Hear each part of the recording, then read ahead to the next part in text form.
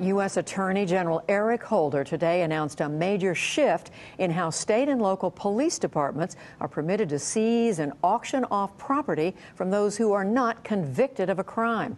Hari Srinivasan has more. The practice by police departments is known as civil forfeiture, and it's raised nearly $3 billion for local departments around the country. But the practice has been controversial because property has been seized from people who are only suspected of a crime but not convicted. To talk more about this is Sarah Stillman, a staff writer for the New Yorker magazine. Her reporting nearly 2 years ago brought to light some of the abuses of the policy. So, Sarah, I tried to do it justice with a really tiny description, but explain civil forfeiture and what's gone wrong with it, just so we have an idea of why this is so significant today.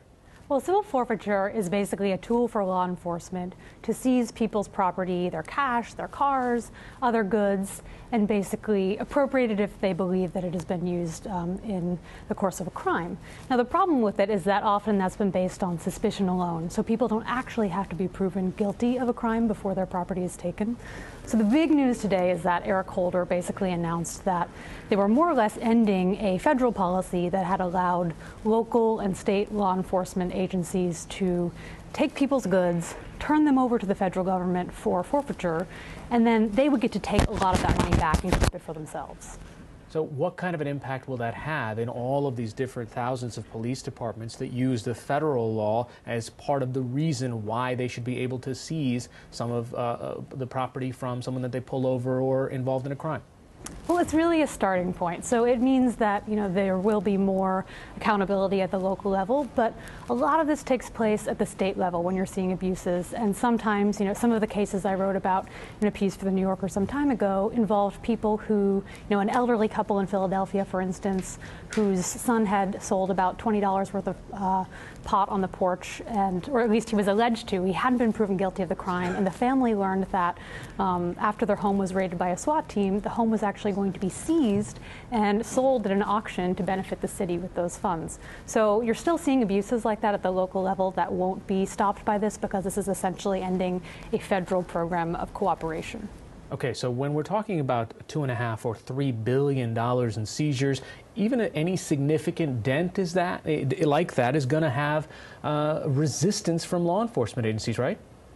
Absolutely, because one of the issues with the perverse incentives is that law enforcement has become very, very dependent on these funds. And we've seen in many cases local police departments really don't have a lot of resources beyond the pool of money that they get from forfeiture, which can really be quite sizable. I mean, I looked at some small towns in Texas where almost the entirety of police operations, everything from money they were using to buy guns, to buy a lot of the things that you're seeing in these massive SWAT raids, all of that was coming from forfeiture funds. And are we seeing a slight shift in the political climate? Because there was a little bit of bipartisan support today for trying to rethink these laws. I think it's tremendously exciting. I think it's one of the areas, there's so many criminal justice reforms going on right now that are bipartisan. You see a lot of support on the left and right, and across the political spectrum, people have been calling for more comprehensive reforms. There's been conversation about federal there's been legislation proposed, and there's also many people looking at this at the state and local level to push reforms.